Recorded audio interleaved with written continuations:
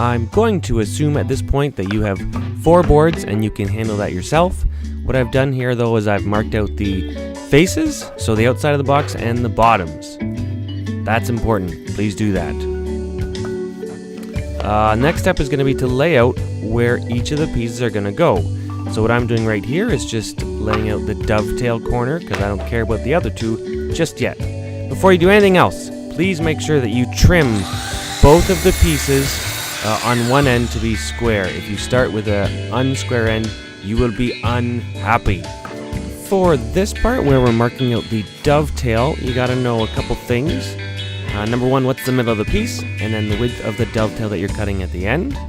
And to lay out the thickness, your pieces should be near 3/4. However, the easiest way to do this is to line up the face of your pin piece, or the second piece, along as you see there, and just mark the thickness. That way, it's exact to your piece.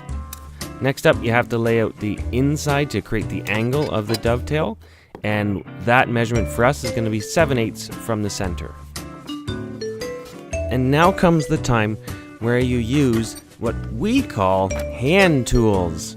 So make sure you use a vise, and just like I did at the beginning there, I'd forgotten, please square up the edges and cut down on your lines. However, make sure you leave a little bit of wood left between your pencil lines and your cut, because you're going to take that down later with another hand tool. Yay! You won't be going as fast as this. This is very much sped up. So just take your time and do the best that you can.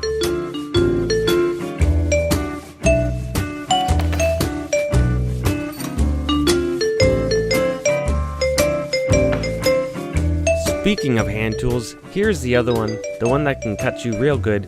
This is of course a chisel.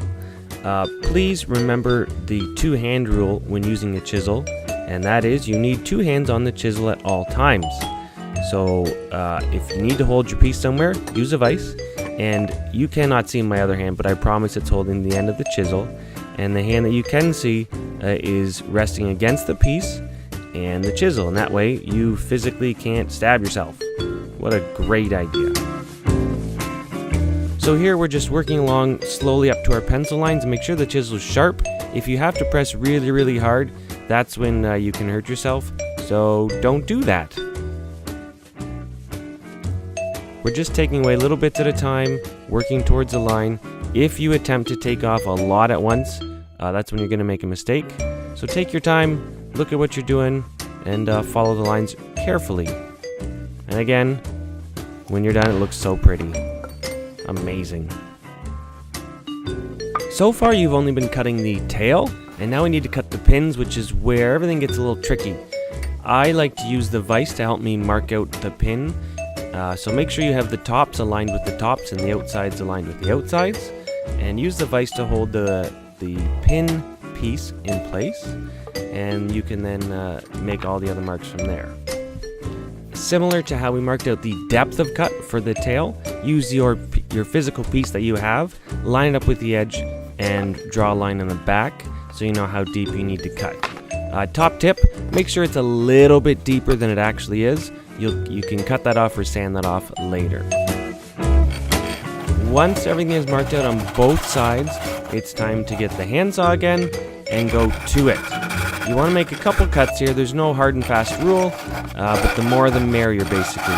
Please, please, please, please, please, do not go past your bottom lines. Once you have them all cut, you're going to need to clamp that down, not using the vise, and use a chisel again. 2-hand. Well, it's kind of not the 2-hand rule, is it? One hand is definitely on the blade. The other one in this case is using the hammer, and we're using the hammer to score both faces right along your line. That's why I'm holding the chisel so very precisely. So make a couple taps in, and you can see that starting to create a line. And once you have both edges scored, put it back in the vise and take little bits at a time. And when you do that, those will just come right out. And just keep working away until you have made a bunch of little pieces. Again, no hard and fast rule, but the more the merrier.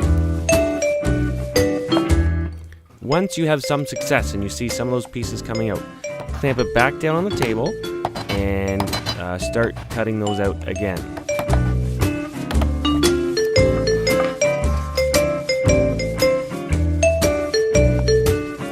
please keep in mind which way your dovetail is angled so you don't accidentally cut into that angle.